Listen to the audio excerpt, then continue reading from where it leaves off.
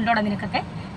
വിശാലം makeup എന്റെ പൂട്ടിക്കാൻ നടക്കുന്നല്ലോ. ഒന്ന് ചോണയുണ്ടെങ്കിൽ എടാ അതുലെ ഡാനി സത്യ ചോണയുണ്ടെങ്കിൽ നീ പൂട്ടി കാണിക്കണം. ഇതൊരു ദുഷ്ടനാടോ എന്നിട്ട് ആരെയും വിറ്റ് തിന്ന് ജീവിക്കുവല്ല. ഞാൻ എനിക്ക് അറിയാവുന്ന തൊഴിൽ ചെയ്ത് തന്നെയാണ് ജീവിക്കുന്നത്.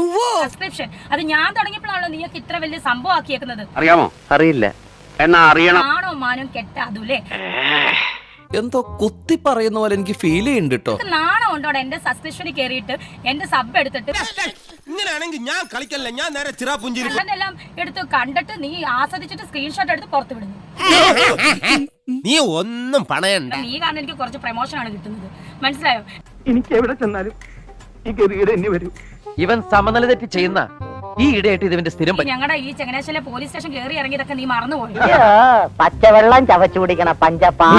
അവന്റെ അമ്മയുടെ വീടിന്റെ തൊട്ടടുത്ത് തന്നെ എന്റെ വീട്. എന്നിട്ട് അവൻ എന്നോട് ഇങ്ങനെ പെരുമാറും. നിന്റെ തന്ത പഠിപ്പിച്ചതാണ് നീ ഇപ്പൊ പാടുന്നത്, മനസ്സിലായോ? ഞാൻ അങ്ങനെയല്ല.